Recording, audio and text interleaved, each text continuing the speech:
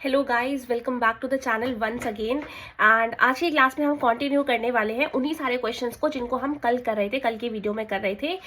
8 markers most important questions जो बार बार previous year में आए हुए हैं और ऐसा एक्सपेक्टेड है कि इन्हीं में से ही क्वेश्चंस जो है वो आने वाले टाइम पीरियड में, आने वाले एग्जाम में देखने को हमें मिलेंगे ही मिलेंगे। बिकॉज हिस्ट्री में जो चीज़ें हैं वो बिल्कुल फिक्स्ड होती हैं कि आपसे इन्हीं क्वेश्चंस में से कुछ ना कुछ रिपीट करके पूछेगा। तो इसीलिए इन क्वेश्चंस को मिस करना और इस वीडियो को मिस करना आप बिल्कुल भी अफोर्ड नहीं कर सकते हो। इसीलिए इसको लास्ट तक बिल्कुल ध्यान से देखना। कोई सा भी क्वेश्चन इनमें से जो है वो एग्जाम में पूछा जा सकता है, बहुत ज़्यादा इंपॉर्टेंट है। ठीक है, तो फटाफट से विदाउट एनी फर्दर डिले हम वीडियो को स्टार्ट कर देते हैं। 8 क्वेश्चन हमने कल की वाली क्लास में कर लिए थे और अभी हम करने वाले हैं 9th क्वेश्चन से। ठीक है, 9th क्वेश्चन क्या है? Analyse the importance and limitations of Ain-i Akbari as a source of Akbar's rain.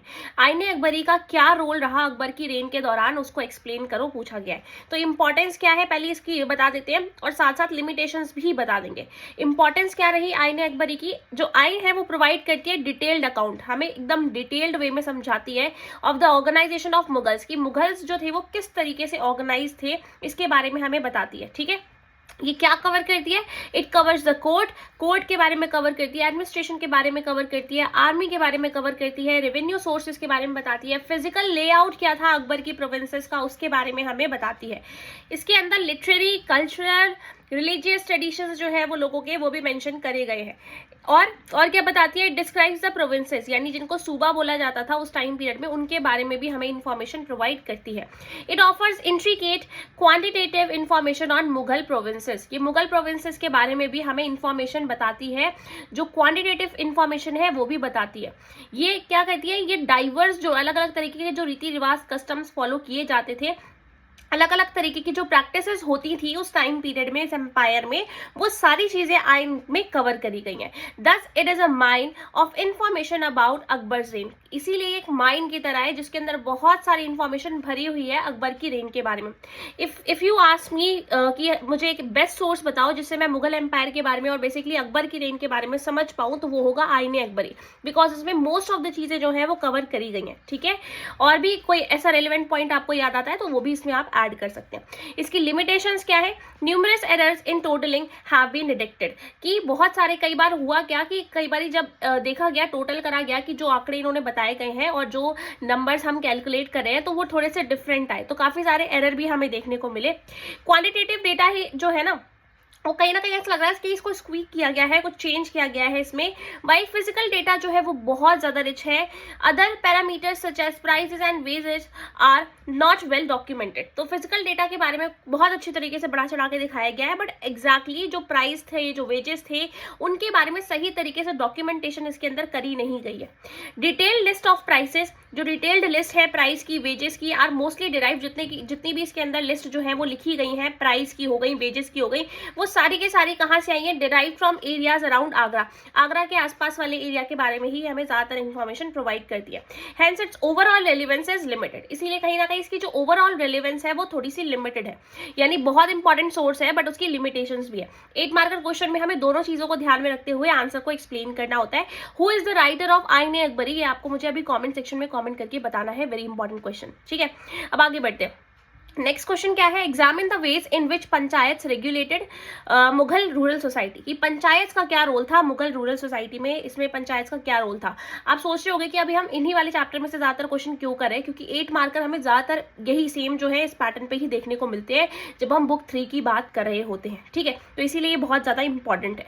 The village panchayat was an assembly of elders, village panchayat क्या होती थी? एल्डर्स की एक असेंबली होती थी जिसमें हेरिडेटरी राइट्स होते थे प्रॉपर्टी के ऊपर, यानी जैसे अभी कोई मेल मेंबर है, फिर अगर उसकी डेथ हो जाती है तो उसका बेटा आएगा, फिर उसका बेटा आएगा, इस तरीके से हेरिडेटरी प्रॉपर्टी के राइट्स जो थे वो चलते थे। It was usually a heterogeneous body representing various caste and communities, इसके अंदर काफी सारी अलग अलग कास्ट और कम्युनिटीज के लोग रहा करते थे। फंक्शनिंग एज एन ओलिगार्ची, ओलिगार्ची क्या होती है? जिसमें ग्रुप ऑफ पीपल जो है वो रूल कर रहे होते हैं। The panchayat made binding decisions for its member, तो पंचायत जो भी डिसीजन लेती थी, ये सारे के सारे जो डिसीजन थे वो बाइंडिंग होते थे उसके मेंबर्स के ऊपर। जो पंचायत थी उसको एक हेडमैन हेड करता था, जिसको मुकद्दम या मंडल भी बोलते हैं। इसको कौन चूज करता था? चूजन बाय कंसेंसस, यानी जो जनता थी, जो गांव की, विलेज की जनता हुआ करती थी, वो कंसेंसस के बेसिस पे यहाँ पे इनको लेकर आती थी, विलेज एल्डर्स को लेकर आती थी, एंड रेटिफाइड बाय जमींदार, और फिर जो जमींदार होते थे वो भी इसको आगे अप्रूव करते थे। हेडमैन का टेन्योर डिपेंड करता था कि वो कब तक अपना जो भरोसा है वो एल्डर्स से बना के रख पा रहे हैं। मतलब जो विलेज के एल्डर्स हैं, बेसिकली जो पंचायत के जो जितने भी मतलब बेसिकली पंच हैं, उनका भरोसा कब तक उस पे हेडमैन पे बना हुआ है, तब तक हेडमैन अपनी पोस्ट पे रहेगा। तो tenure is not a fix term here. अगर कॉन्फिडेंस है तो फिर वो आने वाले टाइम पीरियड तक भी रहेगा। हिज चीफ फंक्शन, इसका चीफ फंक्शन क्या था कि वो सुपरवाइज करेगा विलेज अकाउंट्स को, जितने भी विलेज अकाउंट्स हैं उनको पढ़ेगा और सारी चीजें देखेगा। असिस्टेड बाय द पटवारी, इसको कौन असिस्ट करता था? पटवारी, बेसिकली जो अकाउंटेंट होता है वो असिस्ट करता था। Panchayat derive funds from contributions, panchayat के पास पैसा कहां से आता था? कॉन्ट्रीब्यूशन के जरिए पैसा आता था। एक फाइनेंशियल पूल टाइप का करवाया जाता था, इसके जरिए यहाँ पे पंचायत के पास पैसा आता था। It insured that caste boundaries were maintain, और ये लोग इस बात का भी ध्यान रखते थे कि जो कास्ट की बाउंड्रीज है वो मेंटेन रहे among the village communities. Like जैसे जो बेसिकली पिरामिड है कि ब्राह्मण ऊपर है तो वो ऊपर ही रहे, फिर उसके बाद क्षत्रिय का जो वर्क है वो वही करे, जो वैश्यस हैं वो अपने एरिया में रहे, और जो शूद्रास हैं वो अपने एरिया में रहे, ठीक है, और वो अपनी ड्यूटीज को परफॉर्म करे। तो इस बात को भी पंचायत इंश्योर किया करती थी। पंचायत को लेवाए फाइन्स, जो पंचायत थी वो क्या कर सकती थी? फाइन्स भी लगा सकती थी, पनिशमेंट भी प्रोवाइड कर सकती थी, और एक्सप्लेशन, मतलब अगर ऐसा पता चलता है कि भाई इस इंसान ने कुछ ज्यादा ही गलत काम कर दिया तो उसको वो विलेज से भी निकाल सकती है। तो ये सारी पावर्स जो थी वो पंचायत के पास हुआ करती थी। आगे समझ में पंचायत का क्या रोल था इतना मुगल एम्पायर में और कितना ज्यादा इंपॉर्टेंट है ये। Explain the importance of non cooperation movement, जो नॉन कॉपरेशन मूवमेंट चलाया महात्मा गांधी ने, इसकी इंपॉर्टेंस क्या थी, इसके बारे में हमसे क्वेश्चन जो है वो पूछा गया। गांधी जी कपल नॉन कॉपरेशन विद खिलाफत, गांधी जी ने क्या दिमाग लगाया भाई उस टाइम पीरियड में? हो गया रहा था, खिलाफत का इशू चल रहा था वर्ल्ड के लेवल पे। जो खलीफा था उसकी पोस्ट को किया गया था चैलेंज, जो टर्किश खलीफा हुआ करता था उसकी पोस्ट को चैलेंज किया गया। तो इस वजह से पूरे वर्ल्ड में जितने भी मुस्लिम्स थे वो इस चीज के अगेंस्ट प्रोटेस्ट कर रहे थे। तो गांधी जी को ऐसा लगा कि ये बेस्ट अपॉर्चुनिटी हो सकती है कि हम नॉन कॉपरेशन मूवमेंट और खिलाफत मूवमेंट को साथ साथ चलाएं बेसिकली, और बेसिकली खिलाफत मूवमेंट और जो स्वराज मूवमेंट है इसको साथ में लेकर आए और एक नॉन कॉपरेशन मूवमेंट बना दे, जिससे हिंदू और मुस्लिम्स दोनों ही यूनाइट हो जाए और साथ में आकर ब्रिटिशर्स के अगेंस्ट प्रोटेस्ट करें। तो Gandhi ji couple non cooperation with खिलाफत, इन्होंने नॉन कॉपरेशन मूवमेंट को खिलाफत के साथ जोड़ दिया। यूनाइटिंग हिंदूज एंड मुस्लिम्स, इसमें हिंदूज को भी और मुस्लिम्स को भी ज्वाइन कर लिया था अगेंस्ट कॉलोनियल रूल। इसके साथ साथ एक और चीज इंपॉर्टेंट है, याद रखना, ये जो खिलाफत मूवमेंट था इसमें दो लोग थे जो बहुत ज्यादा इंपॉर्टेंट थे, दो अली ब्रदर्स के नाम से भी जिनको हम जानते हैं, ठीक है, अली ब्रदर्स के नाम से भी जानते हैं। कौन कौन थे? एक तो थे शौकत अली और दूसरे थे मोहम्मद अली, ठीक है। ये दो अली ब्रदर्स थे जो यहाँ पे पूरी की पूरी खिलाफत मूवमेंट को इंडिया के अंदर लीड कर रहे थे। तो इनसे गांधी जी फिर मीटिंग करते हैं और उसके बाद डिसाइड करते हैं कि नॉन कॉपरेशन मूवमेंट को साथ में चलाया जाएगा। Movement unleashed and unprecedented surge of popular action across India, इसकी वजह से पूरे इंडिया में हर जगह पे एक्शन शुरू हो गया। Indians at all level refuse to cooperate with the government, non cooperation का मतलब क्या है कि हम कोऑपरेट नहीं करेंगे ब्रिटिशर्स के साथ। तो इंडिया में हर जगह पे लोगों ने ये चीज स्टार्ट कर दी और बोल दिया कि भाई हम अब किसी भी हालत में ये जो गवर्नमेंट है, जो ब्रिटिशर्स की गवर्नमेंट है, इसके साथ कोऑपरेट नहीं करेंगे। उन लोगों ने स्कूल जाना छोड़ दिया, कॉलेजेस जाना छोड़ दिया, कोर्स जाना छोड़ दिया। तो ये सारी चीजें जो थी वो इस टाइम पीरियड में हो रही थी। National schools and colleges were open as alternatives, तो उस टाइम पीरियड में नेशनल स्कूल्स को एस्टैब्लिश किया गया, नेशनल कॉलेजेस को ओपन किया गया, ताकि बच्चे ऐसा ना हो कि घर पे ही बैठे, एटलीस्ट वो कहीं तो पढ़ने के लिए जाए। टैक्सेस वर नॉट पेड, जितने भी टैक्स थे जो ब्रिटिशर्स को पे किए जाते थे टैक्स भी लोगों ने पे करने बंद कर दिए, और बहुत सारे लोगों ने तो उनको जो अलग अलग टाइटल्स मिले हुए थे वो सारे टाइटल्स भी वापस कर दिए। The movement signalled a shift toward self rule, ये मूवमेंट जो था वो अब वो सेल्फ रूल की तरफ आगे बढ़ रहा था, स्वराज की तरफ आगे बढ़ रहा था। जो पुअर पीजेंट्स थे, वर्कर्स थे, स्टूडेंट्स थे, लॉयर्स थे और इंडस्ट्रियलिस्ट थे, इन लोगों ने भी इस मूवमेंट को इस टाइम पीरियड में ज्वाइन कर लिया। पीपल फ्रॉम वेरियस कम्युनिटीज, अलग अलग कम्युनिटीज के जो लोग थे जैसे हिंदू, मुस्लिम, पारसी, सिख्स, इन सबको अर्ज किया गया, इन सबको रिक्वेस्ट करी गई कि आओ और आप यहाँ पे यूनाइट हो जाओ, साथ में आ जाओ। थाउजेंड्स ऑफ वॉलंटियर्स पार्टिसिपेटेड, बहुत सारे वॉलंटियर्स ने इस टाइम पीरियड में पार्टिसिपेट किया। बहुत सारे जो ऑफिशियल्स थे उन्होंने गुस्से में आकर रिजाइन भी कर दिया, ब्रिटिशर्स के अंडर जो काम किया करते थे उन्होंने रेजिग्नेशन भी दे दिया। मीटिंग्स वर वाइडली अटेंडेड, बहुत जगह पे मीटिंग्स वगैरह अटेंड करी गई, वुमेन भी इसमें पार्टिसिपेट करी थी लार्ज नंबर में, ठीक है। तो बहुत ज्यादा इंपॉर्टेंट रहा नॉन कॉपरेशन मूवमेंट। अब आगे बढ़ते हैं, नेक्स्ट क्वेश्चन जो बन सकता है वो है सिविल डिसोबीडियंस मूवमेंट पे। There is a difference between non cooperation movement and civil disobedience movement. What is that difference? Difference ये है कि नॉन कॉपरेशन मूवमेंट कहता है कि we are not going to cooperate with the Britishers, we are not going to cooperate with colonial government, but जो civil disobedience movement है वो कहता है कि हम क्या करेंगे, हम इनकी जो लॉज है उनको भी फॉलो नहीं करेंगे, we are not going to obey the laws of Britishers. तो there is a difference between non cooperation and civil disobedience movement. I hope so now it is clear. तो क्या है, explain the significance of civil disobedience movement. पूछा गया है कि civil disobedience movement की significance है क्या, क्या इंपॉर्टेंस है, ये बताओ।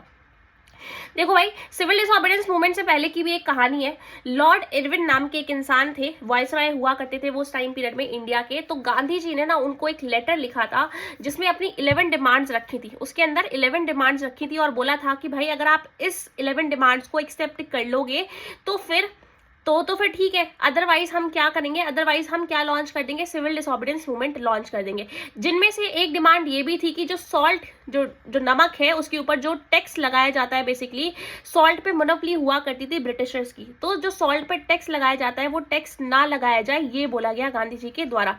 बट ये 11 डिमांड्स बिल्कुल भी लॉर्ड इरविन को इस टाइम पीरियड में समझ में नहीं आई और उन्होंने उस टाइम पीरियड में गांधी जी को ऐसा समझा कि ये आगे कोई एक्शन ले नहीं पाएंगे और ज्यादा कुछ कर नहीं पाएंगे इसमें, ठीक है। तो इसकी वजह से होता क्या है, गांधी जी ने यहाँ पे रुकते नहीं है वो, और वो क्या करते हैं, वो सिविल डिसोबीडियंस मूवमेंट को ऑर्गेनाइज कर लेते हैं अगेंस्ट द सॉल्ट लॉ। तो सॉल्ट लॉ को पहले तो यहाँ ब्रेक करेंगे, उसके बाद ही सिविल डिसोबीडियंस मूवमेंट जो है वो शुरू हो जाएगा। The salt law give the state a monopoly. ये जो सॉल्ट लॉ थी इसने क्या किया, इसने एक मोनोपोली प्रोवाइड कर रखी थी ब्रिटिशर्स को on salt manufacture and sale which was deeply unpopular, जो लोगों को बिल्कुल भी पसंद नहीं थी इस टाइम पीरियड में, ये चीज हमें देखने को मिल रही थी। The movement aim to mobilise, ये जो मूवमेंट था ये इस चीज पे फोकस कर रहा था कि हम सारे लोगों को एक साथ मोबिलाइज करें, इकट्ठा करें और डिसकॉन्टेंट अगेंस्ट ब्रिटिश रूल, ये जो ब्रिटिशर्स गलत कर रहे हैं उसके अगेंस्ट यहाँ पे आवाज उठाए। एग्जाम्पलीफाइड बाय द दांडी मार्च। उसके दांडी मार्च होता है उसी टाइम पीरियड के अंदर एट दांडी एक जगह है, कोस्टल एरिया है गुजरात का, मैप भी इससे कई बार आता है। तो दांडी जो है वो एक कोस्टल एरिया है गुजरात का, वहां पे जाते हैं ये लोग और वहां पे जाकर ये जो सॉल्ट लॉ है उसको ब्रेक कर देते हैं, सॉल्ट बना के, sparking parallel marches in other regions. और इसी तरीके से फिर अलग अलग जगह पे भी लोग ऐसे ही करे थे, जो उनके पास वाला कोस्टल एरिया था वहां पे जाकर वो नमक बना रहे थे और नमक बनाने के बाद फिर ये सॉल्ट लॉ को ब्रेक कर दे रहे थे, ठीक है। तो ये सारी चीजें जो थी वो इस टाइम पीरियड में चल रही थी। जैसे ही ये बात कॉलोनियल गवर्नमेंट को पता चलती है तो वो हैरान रह जाते हैं। ये जो पूरी यात्रा थी, ये जो पूरा दांडी मार्च था वो कितने माइल्स का था, 240 माइल्स का था, ठीक है, 240 माइल्स का था। और इसको कवर करने में कितने डेज लगे ये अभी कमेंट सेक्शन में मुझे बताना। यहाँ पे गांधी जी थे और भी बहुत सारे इनके साथ लोग जो थे वो जुड़े हुए थे इसमें। Peasants डिफाइड colonial forest loss. अब जब सिविल डिसोबीडियंस मूवमेंट पूरा लॉन्च कर दिया गया है, क्या टाइम पीरियड था सिविल डिसोबीडियंस मूवमेंट को लॉन्च करने का, 1929 से लेकर 30 के बीच में इसको लॉन्च कर दिया जाता है, just after breaking the salt law.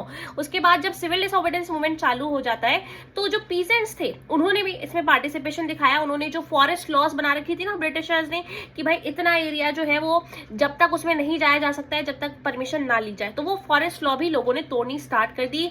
While factory owners and lawyers went on strike. तो जो अलग अलग फैक्ट्री ओनर्स थे, जो लॉयर्स थे, जो ब्रिटिशर्स के अंदर काम करते थे, वो लोग भी स्ट्राइक पे चले गए और उन्होंने भी जो गवर्नमेंट इंस्टीट्यूशंस थे उनको बॉयकॉट करना स्टार्ट कर दिया, त्यागना स्टार्ट कर दिया, ठीक है। स्टूडेंट्स जो थे उन्होंने रिफ्यूज कर दिया कि we are not going to attend government run schools, मतलब हम ब्रिटिशर्स जो स्कूल चला रहे हैं उस स्कूल में पढ़ने नहीं जाएंगे एंड कॉलेजेस में भी नहीं जाएंगे। And many Indians were arrested. इस वजह से बहुत सारे इंडियंस को उस टाइम पीरियड में अरेस्ट भी किया गया। Gandhi ji called upon upper caste leaders to serve untouchables. Gandhi ji ने बोला कि अब ये सारी दिक्कतें तभी खत्म होगी जब हम इस अनटचेबिलिटी जो ये हमारी सोशल ईवल है इसको खत्म करेंगे सोसाइटी से, तभी ये सारी चीजें जो है वो ठीक हो सकती है, ठीक है। तो इन्होंने बोला कि जो अपर कास्ट लीडर्स हैं वो क्या करें, वो अनटचेबल्स को भी सर्व करें, मतलब उनके साथ में रहे, उनके साथ मिलकर काम करें। यूनाइटिंग डाइवर्स कम्युनिटीज, ताकि सारी अलग अलग कम्युनिटीज जो है वो साथ में आ सके, हिंदू मुस्लिम पारसी सिख सब साथ में आ सके। थाउजेंड्स ऑफ वॉलंटियर्स ज्वाइन, हजारों लोगों ने इस मूवमेंट को ज्वाइन किया। बहुत सारे ऑफिशियल ने इस टाइम पीरियड में भी रिजाइन कर दिया।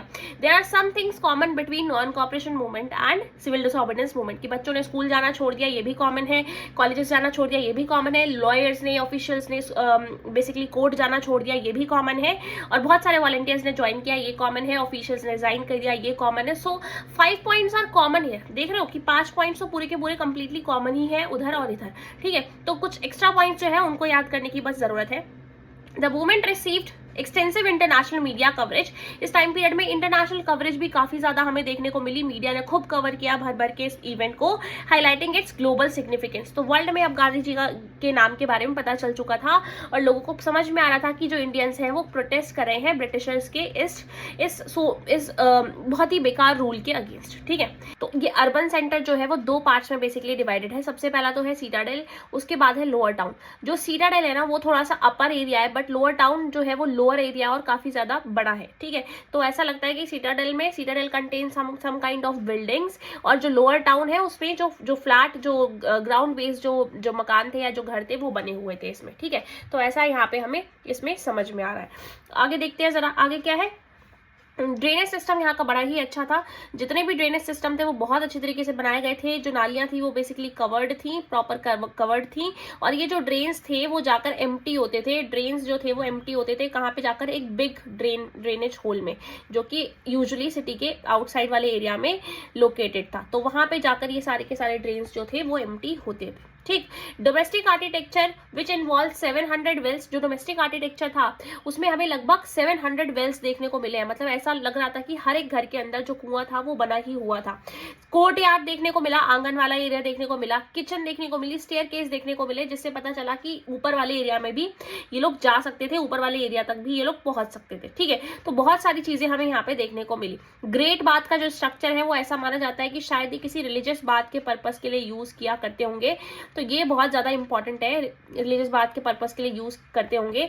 इसके 3 साइड्स जो थी, 3 साइड इसके स्टेयर थी, और एक साइड में बेसिकली जो 2 साइड स्टेयर थी, और जो 3 साइड थे, 3 साइड में यहाँ पे वॉल थी, एक साइड में क्या लोकेटेड थे, रूम्स वगैरह भी लोकेटेड थे, यहाँ पे रूम्स भी बनाए हुए थे। वेयर हाउस में ऐसा मानते हैं ये लोग कि शायद ये लोग वहाँ पे अनाज वगैरह रखा करते थे। रोड्स एंड देयर प्लानिंग बहुत अच्छी तरीके से ग्रिड पैटर्न पे करी गई थी, जितनी भी गलियां थी वो सारी की सारी 90 डिग्री पे इंटरसेक्ट करती थी। डॉकयार्ड एट लोथल पे ऐसा माना जाता है कि यहाँ पे डॉकयार्ड बना हुआ था, जिससे सामान एक जगह से दूसरी जगह जाया करता था। Mackay's quote and his admiration of the efficient construction of drains. तो Mackay जो है वो बेसिकली बताता है यहाँ पे कितना अच्छी तरीके से इन लोगों ने ड्रेनेज सिस्टम वगैरह बनाया हुआ था। The various materials, बहुत सारे अलग अलग तरीके के मटेरियल्स इन्होंने यूज करे थे कंस्ट्रक्शन के लिए, लाइक जिप्सम, लाइमस्टोन, मोर्टार, ये सारी चीजें यूज करी थी। और इसके अलावा भी बहुत सारी चीजें हैं जो आप यहाँ पे बता सकते हो, जैसे इनके टाउन प्लानिंग की अगर हम बात करें तो एक तो ये वाला पार्ट तो हो ही गया, बाकी सीटाडेल में और लोअर टाउन में थोड़ी सी और एक्सप्लेनेशन दे सकते हो, ड्रेनेज वाले में थोड़ा और पार्ट बता सकते हो यहाँ पे। तो ये सारी चीजें जो है वो हम यहाँ पे बता सकते हैं। ठीक है, तो हर घर में ऐसा माना जाता है, और बेसिकली हर घर में ऐसा माना जाता था कि वहाँ पे वेल्स वगैरह लोकेटेड थे, हर घर में खुद का एक बाथरूम भी लोकेटेड हुआ करता था। ठीक, आगे बढ़ते हैं नेक्स्ट की तरफ। नेक्स्ट क्वेश्चन क्या है, explain the role of various archaeologist in the discovery of Harappa, कि हड़प्पा की डिस्कवरी में जो अलग अलग आर्कियोलॉजिस्ट थे उनका क्या रोल रहा। बहुत इंपॉर्टेंट क्वेश्चन है, या तो ये अलग अलग पार्ट पे पूछ लिया जाता है या तो ये 8 मार्कर में पूछ लेते हैं। तो 8 मार्कर वाले क्वेश्चन के फॉर्म में इसको देखते हैं ताकि सारे के सारे क्वेश्चन इससे क्लियर हो जाएंगे। Role of archaeologist in the discovery of Harappa, Harappa की डिस्कवरी में आर्कियोलॉजिस्ट का क्या रोल रहा। सबसे पहले तो कनिंघम की जो कंफ्यूजन है उसको डिस्कस करना चाहिए हमें यहाँ पे, कि बेसिकली अभी मैं आपको एक्सप्लेन कर देती हूँ इस चीज को अच्छी तरीके से। ठीक है, कनिंघम की जो कंफ्यूजन है उसको एक्सप्लेन कर देती हूँ। कनिंघम की बेसिकली जो कंफ्यूजन है वो है क्या, इसको समझना जरूरी है हमारे लिए थोड़ा। कनिंघम की जो कंफ्यूजन है वो ये है, ये डायरेक्टर बनता है एएसआई का 1856 में। 1870 में हड़प्पा की सील्स कनिंघम तक पहुंचती हैं। ही फेल टू रिकॉग्नाइज हड़प्पा की सील्स, हड़प्पा की जो सील्स थी उनको रिकॉग्नाइज करने से ये मतलब फेल हो जाता है, चूक जाता है और कर नहीं पाता है, एंड सिग्निफिकेंस हड़प्पा की नहीं समझ पाता है। रीजन क्या था, ये क्या कोशिश कर रहा था कि ये जो हड़प्पा की सील्स है ना, इसको अर्ली हिस्टोरिक पीरियड के जो इंडिया के टेक्स्ट है उसमें ढूंढने की कोशिश करे। तो इसकी जो कंफ्यूजन थी वो ये रह गई। He believed Indian history began after 600 century era, इसको ऐसा लगता था कि इंडियन हिस्ट्री ही 600 सेंचुरी एरा के बाद स्टार्ट हुई है। इसको तो ऐसा लग ही नहीं रहा था कि हड़प्पा सिविलाइजेशन उससे पहले की एग्जिस्ट कर चुकी है। ठीक है, तो कनिंघम की कंफ्यूजन के बारे में बता देना है यहाँ पे। उसके बाद क्या है, दयाराम साहनी डिस्कवर करते हैं सील्स को, कब 1921 में इसको जो जितनी भी सील्स है उनको डिस्कवर करते हैं। दयाराम साहनी जो थे इन्होंने फर्स्ट डिटेल एक्सकेवेशन करी हड़प्पा की, और जो बेसिकली सुपरविजन के अंदर करवाई इन्होंने दयाराम साहनी ने 1920 से 21 के बीच में। ये जो एक्सकेवेशन थी इसमें बहुत सारी फाइंडिंग्स हमें देखने को मिली। फिर उसके बाद ये सारी चीजें जो है वो जनरल एएसआई के जो थे, डायरेक्टर जनरल जो एएसआई के थे जॉन मार्शल, उनके पास ये सारी की सारी चीजें जो है वो पहुंचती हैं। ठीक है, फिर रखाल दास बनर्जी के बारे में बताना है कि इन्होंने 1922 में मोहनजोदारो को डिस्कवर किया, बेसिकली सील्स वगैरह वहां पे जाकर डिस्कवर की थी मोहनजोदारो में। फिर जॉन मार्शल ने अनाउंस किया डिस्कवरी को कि उन्होंने एक नई फाइनली डिस्कवरी कर लिया, एक नई सिविलाइजेशन को डिस्कवर कर लिया है। एसएन रॉय जो थे उन्होंने नोट किया in his book the story of Indian archaeology, उनकी जो बुक है इंडियन आर्कियोलॉजी उसके अंदर इसके बारे में बताया हुआ है। आरईएम व्हीलर ने सजेस्ट किया था the following of stratigraphy for the survey, इन्होंने स्ट्रैटिग्राफी का कॉन्सेप्ट हमें बताया था कि इसके जरिए हम क्या कर सकते हैं, इसके जरिए हम इसको फॉलो करके यहाँ की सिविलाइजेशन के बारे में पता लगा सकते हैं। ठीक है, तो ये डिफरेंट जो लोग हैं इनके बारे में यहाँ पे जरूर मेंशन करना है हमें। आगे बढ़ते हैं, नेक्स्ट क्वेश्चन क्या है, describe the contribution of Kabir, बहुत इंपॉर्टेंट है। कबीर, गुरु नानक, मीराबाई, इनके बारे में हमसे क्वेश्चन पूछ लिए जाते हैं और जब 8 मार्कर में आते हैं ना क्वेश्चन तो हम ब्लैंक हो जाते हैं और समझ में नहीं आता है कि लिखे क्या है यहाँ पे। तो प्रॉपर आंसर मैंने फॉर्म कर रखा है, कोई भी टेंशन लेने की जरूरत नहीं है, चुपचाप से आराम से इस आंसर को समझो, पढ़ो, रिवाइज करो, लिख कर देखो और उसके बाद आराम से आप वहां पे एग्जाम में लिखकर आ पा रहे होंगे। डिस्कस द कंट्रीब्यूशन, क्या है इसका कंट्रीब्यूशन, बेसिकली कबीर का कंट्रीब्यूशन क्या रहा भक्ति मूवमेंट में, रिलीजियस और सोशल हार्मनी क्रिएट करने में क्या इनका कंट्रीब्यूशन रहा, इसको डिस्कस कर लेते हैं। कबीर जो थे ना, Kabir was one of the most outstanding example of poet saint of the 14th and 15th century। 14 से 15 सेंचुरी के बीच में अगर हम पोइट सेंट की बात करें तो उनमें से बहुत इंपॉर्टेंट थे ये कबीर जो थे, बहुत इंपॉर्टेंट थे। इनका जो अर्ली चाइल्डहुड रहा उसके बारे में थोड़ा बहुत बताना है हमें यहाँ पे। Verses ascribed to Kabir have been compiled in 3 distinct, मतलब कबीर के ना बेसिकली बर्थ को लेकर क्वेश्चंस कई बार होते हैं कि भाई ये बेसिकली मुस्लिम फैमिली से बिलोंग करते थे या हिंदू फैमिली से बिलोंग करते थे, बिकॉज इनकी अपब्रिंगिंग जो थी वो अलग जगह पे हुई थी और ये पैदा अलग जगह पे हुए थे, तो इसलिए कई बार दो जो अलग अलग कम्युनिटीज हैं उन पे क्वेश्चन उठाती हैं। ठीक है, however still he has many followers। आगे verses ascribed to Kabir have been compiled in 3 distinct but overlapping traditions, इनको 3 ओवरलैपिंग ट्रेडिशंस में रखा गया है, जैसे अलग अलग 3 पार्ट्स में डिवाइड किया गया है, दैट इज कबीर बीजक, कबीर ग्रंथावली, आदि ग्रंथ। तो इन 3 पार्ट्स में इसको डिवाइड किया गया है। Basically serve as a major source to know Kabir and his philosophies, इनके द्वारा ही हम कबीर की फिलोसफीज के बारे में अच्छे से समझ पाते हैं। इनकी जो पोम्स है वो भी सेवरल लैंग्वेज में सर्वाइव करती हैं। इनके दोहे बड़े फेमस है, बहुत सारे इनके अलग अलग दोहे हैं जो बहुत ज्यादा फेमस है। एक दोहा है, मुझे अभी याद नहीं आ रहा, शायद वो है रही मन पानी राखियो बिन पानी सब सून, है ना। एक तो ये वाला हो गया कुछ दोहा, और एक और इनके पास है दोहा, इनका ऐसे ही बनाया हुआ था कि हाँ, साई इतना दीजिए जामे कुटुंब समाए, मैं भी भूखा ना रहूं साधु भूखा ना जाए। तो इनके बड़े, हमने जो छोटी क्लास में 9th-10th में हमने इनके बहुत सारे दोहे जो है वो पढ़े हैं, तो बहुत इंपॉर्टेंट हो जाते हैं, इनके सेवरल लैंग्वेजेस में लिखे गए हैं, बहुत मीनिंगफुल है ये सारी चीजें। ठीक है, और एक खजूर के पेड़ के ऊपर भी समथिंग कुछ इन्होंने बनाया हुआ था, याद नहीं आ रहा, मुझे क्लिक नहीं कर रहा है।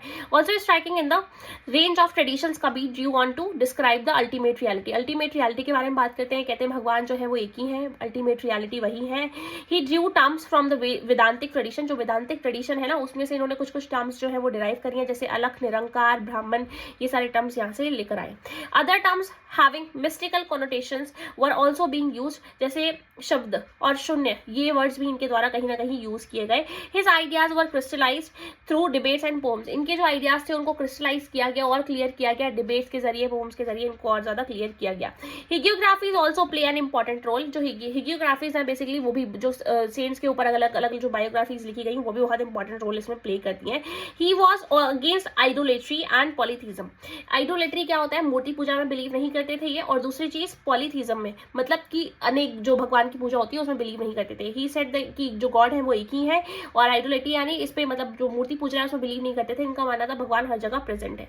ठीक है, तो यहाँ पे बता सकते हैं। रेफरेंस ऑफ उलट बांसी एंड संत भाषा की बात करते थे ये, तो ये सारी चीजें इन्होंने यहाँ पे डिस्क्राइब करी गई हैं। I have given you 12 points here, you have to write any 8 to 9 points in your examination and you will going to score 8 out of 8 marks. ठीक है, फॉर दिस क्वेश्चन, तो अच्छे से याद कर लेना इसको यहाँ से। अब नेक्स्ट क्वेश्चन क्या है, describe the teachings of Guru Nanak Dev ji emphasizing his philosophy of oneness.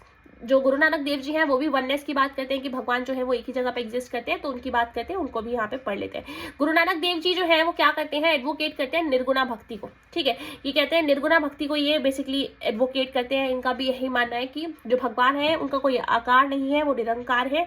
और रिजेक्टेड सेक्रीफाइसेस एंड रिचुअल्स, जो अलग अलग तरीके के ट्रेडिशंस होते हैं ना, बड़े बड़े यज्ञ कराना और ये सारी चीजें, इनको ये यहाँ पे यहाँ पे रिजेक्ट करते हैं, कहते हैं ये सारी चीजें कुछ भी जरूरत नहीं है। डिस्कस्ड अबाउट एब्सोल्यूट रब, इन्होंने बोला भगवान एक ही है, उनके बारे में बताते हैं, कहते हैं एक ही भगवान है, आप उनका नाम जप करते रहो एंड दैट इज परफेक्ट। उसके बाद कनेक्ट टू डिवाइन, उन्होंने बोला भगवान से हम ना अपने अपने मन से भी कनेक्ट हो सकते हैं, हमें उसके लिए बहुत बड़े बड़े सेक्रीफाइसेस करने की जरूरत नहीं है।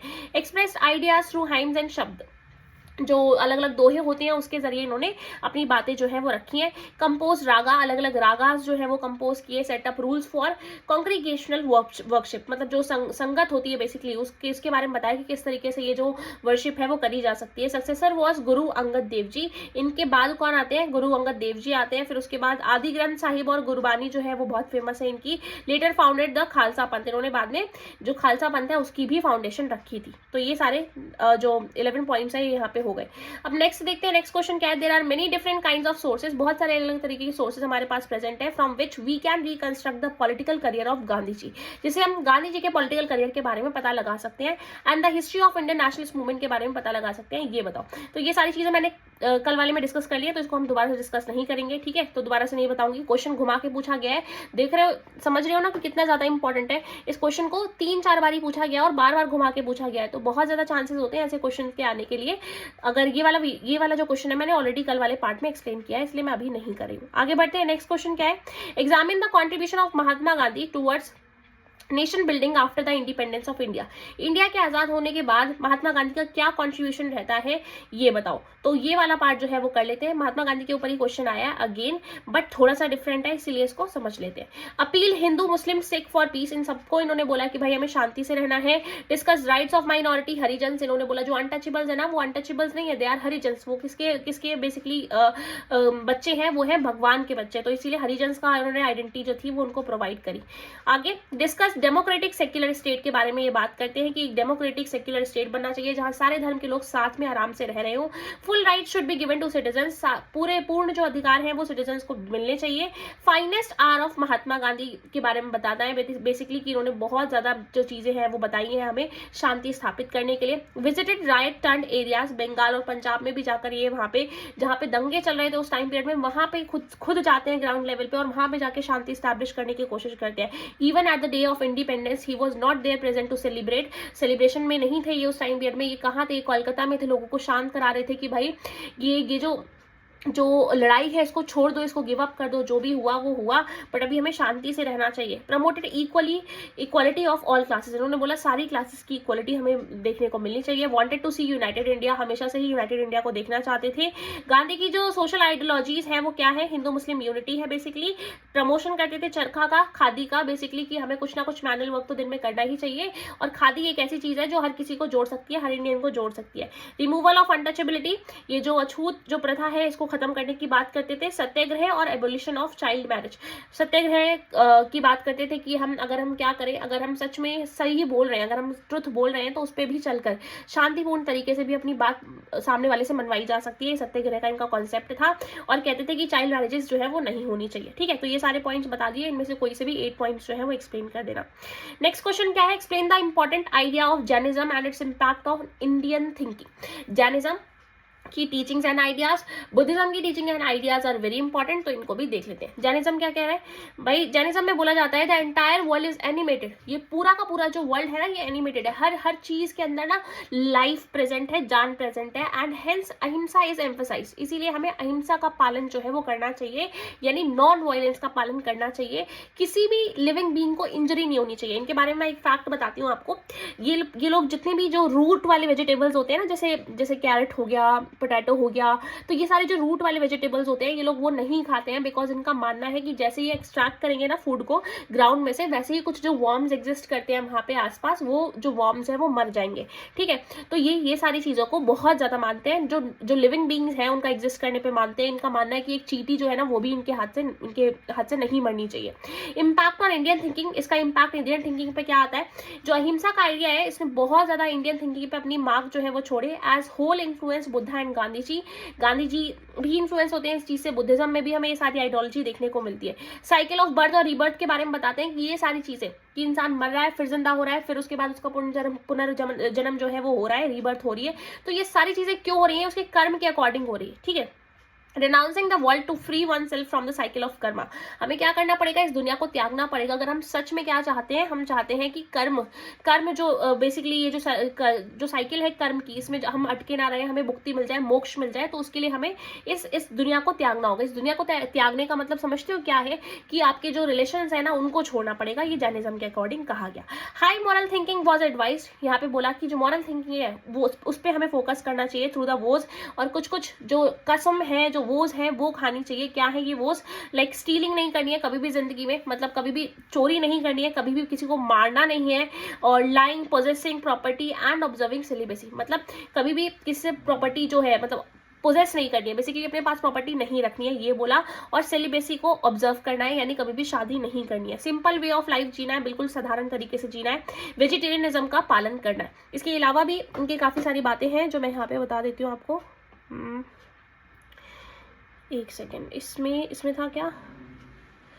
यस, इसी में था।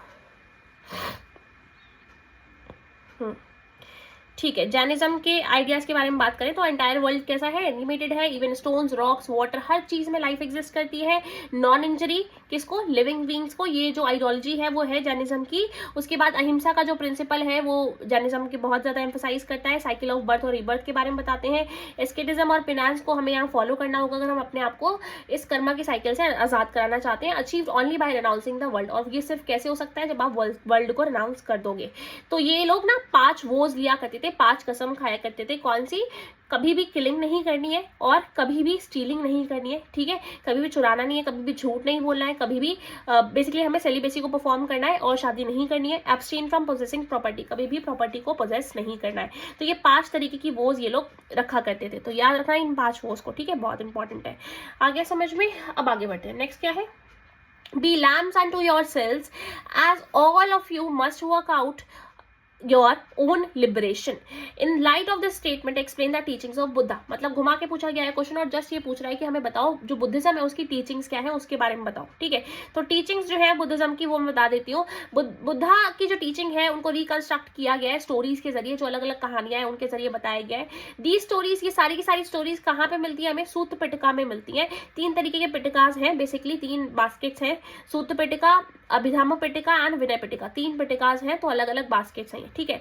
दे डिस्क्राइब्ड हिज मिरेकुलस पावर, उसमें इनकी मिरेकुलस पावर्स, जादुई शक्तियों के बारे में बताया गया है। They tell us how Buddha try to convince people through reason, इसमें बताया गया कि जो बुद्धा थे वो कैसे लोगों को तर्क के जरिए समझाने की कोशिश करते थे और उनको परसुएड भी कर देते थे। और वो ये नहीं चाहते थे कि कोई इंसान को सुपर नेचुरल पावर की वजह से याद रखे, मतलब कोई इंसान उनको उनकी जो शक्तियां हैं उनकी वजह से याद रखे, वो चाहते थे तर्क के बेसिस पे वो इंसान जो है वो याद रखे। ही कन्विंस्ड अ वुमेन, उन्होंने ना एक औरत थी उनको कन्विंस कर लिया था, who was in grief over the death of a child, about a variable nature of death, and did not advise her to bring back her son to life. हुआ क्या, इसकी कहानी मैं पूरी अभी आपको सुना देती हूँ। वैसे तो मैंने सोचा था आपको चैप्टर जब एक्सप्लेन करूंगी तब बताऊंगी, बट थोड़ा सा शॉर्ट में बता देती हूँ। हुआ क्या था कि एक लेडी थी, बेसिकली उनका बेटा जो था वो मर चुका था, और वो बहुत ज़्यादा परेशान थी, बहुत ज़्यादा दुखी थी। तो वो चाह रही थी कि बस किसी भी तरीके से उनका जो बेटा है वो जिंदा हो जाए। तो एक इंसान आता है और उनको एडवाइस करता है कि आप जाओ, आप बुद्धा के पास जाओ, वो आपको इस चीज़ में ज़रूर हेल्प करेंगे। ये जाती हैं बुद्धा के पास और बोलती हैं कि भाई प्लीज आप क्या करो, मेरी हेल्प करो और मेरे बेटे को वापस लेकर आओ। तो बुद्धा इनको एडवाइस करते हैं कि ठीक है, मैं ऐसा करने के लिए रेडी हूँ, मैं आपके बेटे को वापस ले आऊंगा। आपको क्या करना है, बस ये मैं आपको क्या करना है, आपको वहां से ना सरसों के दाने, बेसिकली शायद बोला था इन्होंने, हाँ, कि सरसों के दाने आपको वहां से उस घर से लेकर आने हैं जिस घर में आज तक कोई भी मरा ना हो, उस घर से लेकर आने हैं जिस घर में आज तक कोई भी मरा ना हो। तो ये उस घर में हर जगह पे ढूंढने के लिए चली जाती है, पूरे गाँव में ढूंढती रहती है, भटकती रहती है, और हर किसी से पूछती है कि आपके घर में कभी कोई मरा है क्या। तो सीधी सी बात है, क्योंकि बिकॉज अभी वो उस टाइम पीरियड में बिल्कुल भी अभी कॉन्शियस नहीं थी, तो उनको ऐसा समझ में ही नहीं आ रहा था कि ऐसा कैसे पॉसिबल है, ठीक है। तो जब वो सच में देखती हैं कि कोई भी घर ऐसा है ही नहीं जहाँ पे कोई मरा ना हो, तो इस तरीके से इस रीजन के जरिए वो उनको समझा देते हैं, इन लेडी को समझा देते हैं कि भाई जो डेथ है ना वो अल्टीमेट रियलिटी है, उसको कोई भी टाल नहीं सकता है, वो इनएविटेबल है। तो इस तरीके से इन्होंने डेथ के नेचर को यहाँ पे बहुत अच्छे से समझा दिया था इस विमेन को। He spoke in a simple language, बहुत आसान भाषा में समझाते थे that common people could understand, ताकि आराम से जो जनता है वो सुन सके। He said the world is transient, इन्होंने बोला जो वर्ल्ड है ना वो ट्रांसिएंट है, अनेक एंड कॉन्स्टेंटली चेंजिंग, और हमेशा बदलते रहेगा, चेंज आता रहेगा वर्ल्ड में, कभी भी कांस्टेंट नहीं रहने वाला है ये वर्ल्ड, ठीक है। तो ये सारी चीजें उन्होंने बताई। और आगे क्या है, इट इज सोललेस, ये क्या है, सोललेस है, and there is nothing permanent about the world, there is nothing permanent, कुछ भी ऐसा नहीं है जो हमेशा के लिए रहने वाला है। अभी आपको लगता होगा कि भाई 12th में अच्छे मार्क्स आ जाए तो सब कुछ सही हो जाएगा, फिर उसके बाद जब कॉलेज में पहुंच जाओगे तब लगेगा कि वहाँ पे कुछ अच्छा कर ले ताकि आगे करियर सेट हो जाए। तो ये चीज़ें जो है ना वो कभी भी एंड नहीं होने वाली है, लाइफ में हमेशा चलती रहती हैं। By following the path of moderation, basically moderation का पाथ अपना के, मध्य रास्ता अपना के चीज़ों को सही किया जा सकता है। Human beings can rise above these worldly troubles, वो इन सारी मुश्किलों से बाहर निकल सकते हैं, जनता जो है वो इन मुश्किलों से बाहर आ सकती है। एग्जिस्टेंस ऑफ गॉड, गॉड की एग्जिस्टेंस की बात करी गई और बताया गया existence of God is irrelevant to Buddhism, मतलब बताया गया कि भगवान एग्जिस्ट करते हैं, इस चीज में ज्यादा ये लोग बिलीव नहीं करते थे। Buddha considered the social world as the creation of humans rather than divine origin, इन्होंने बोला कि हमें ना सोशल वर्ल्ड को समझने की जरूरत है, ह्यूमंस की क्रिएशन को समझने की जरूरत है, डिवाइन ओरिजिन को समझने की इतनी जरूरत नहीं है। ही advocated that people should follow ethics and be human, इन्होंने बोला कि जो इंसान है उसको कुछ एथिक्स, कुछ परंपराएं फॉलो करनी चाहिए और उसको उसके अंदर जो इंसानियत है वो जागरूक रहनी चाहिए। ही believe that individual effort could change social relations, इनका मानना था जो इंडिविजुअल एफर्ट्स है, अगर इंसान खुद से चाहे तो वो सच में जो चीजें हैं उनको बदल सकता है, चेंज कर सकता है। Individual agency and righteous action as the means to escape from the cycle of rebirth, इन्होंने बोला अगर हम खुद से ही पश्चाताप करेंगे, खुद से ही ट्राई करेंगे तो ऑफ कोर्स ये जो रीबर्थ की साइकिल है इससे हम आजाद हो जाएंगे। तो जैनिज्म जहां पे बात करता है कि हमें कंप्लीटली इस वर्ल्ड को रिनाउंस कर देना है, उसके अगेंस्ट में, उसके ऑपोजिट में बुद्धिज्म जो है वो क्या कहता है, बुद्धिज्म कहता है कि इसको पूरा रिनाउंस नहीं करना है, हमें क्या करना है, हमें मॉडरेशन का पाथ जो है वो अपनाना है, मध्य रास्ता अपनाना है। ठीक है, तो मैंने अभी यहाँ पे आपको 14 पॉइंट्स प्रोवाइड कर दिए हैं ऑलरेडी, इनमें से कोई से भी 9 पॉइंट्स लिख के चले आना, पूरे मार्क्स मिल जाएंगे। ठीक, आगे बढ़ते हैं। अभी मैंने आपको कितने इसमें समझा दिए, 20 क्वेश्चंस तक मैंने एक्सप्लेन कर दिया, बाकी जो बचे हुए क्वेश्चंस हैं वो सारे के सारे क्वेश्चंस हम नेक्स्ट पार्ट में कर लेंगे। आई होप सो आपको ये वीडियो अच्छा लगा होगा, अगर थोड़ा सा भी अच्छा लगा होगा, लगा हो कि थोड़ी सी भी इसमें मेरी मेहनत गई है, इस पीपीटी को बनाने में बहुत टाइम लगता है, मैं आपको ऑलरेडी बता चुकी हूँ, और अगर लगता है आपको जरा सी भी इसमें मेरी मेहनत लगी है तो प्लीज़ इस वीडियो को लाइक करना मत भूलना, चैनल को सब्सक्राइब करना मत भूलना, ज़्यादा से ज़्यादा इस वीडियो को शेयर करो और ताकि मुझे और मोटिवेशन मिले ऐसे वीडियोज़ बनाने के लिए। ठीक है, और टेंशन मत लो, इस वीडियो के बाद शाम तक आपके पास जो एक वीडियो है वन शॉट वाली, बुक 1 की वन शॉट वाली वीडियो जो है वो भी चैनल पे आ जाएगी। Thank you so much for watching this video, hope you liked it.